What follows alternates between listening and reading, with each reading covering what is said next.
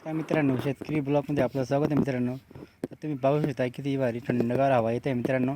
आणि मस्त थंडगार हवामध्ये एकदम भारी लिंबाचं झाड आहे, एकदम उंच पाहू शकता मित्रांनो. एवढं उंच लिंबाचं झाड आहे आणि आपली ही कांदा चाळ आहे मित्रांनो. बघू तर आपण कांदा भरण्यासाठी स्वच्छता करून ठेवलेली आहे. परत आपले कांदे कापायचं काम सुरू आहे मित्रांनो.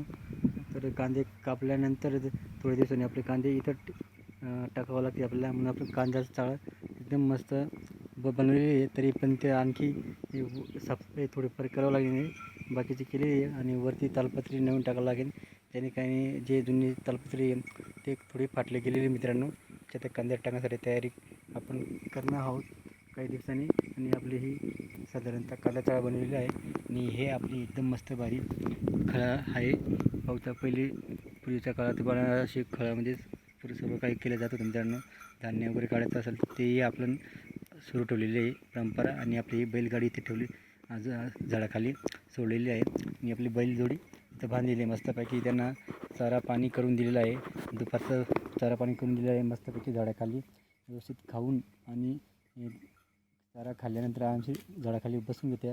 आणि त्यांना वाटलं तेव्हा आपण चारा पाहून घेतो, आणि चारा नसल्यावर चारा टाकून देतो. पाणी बिणी सोय तिथे आपली सगळं काही केलेली आहे आपण.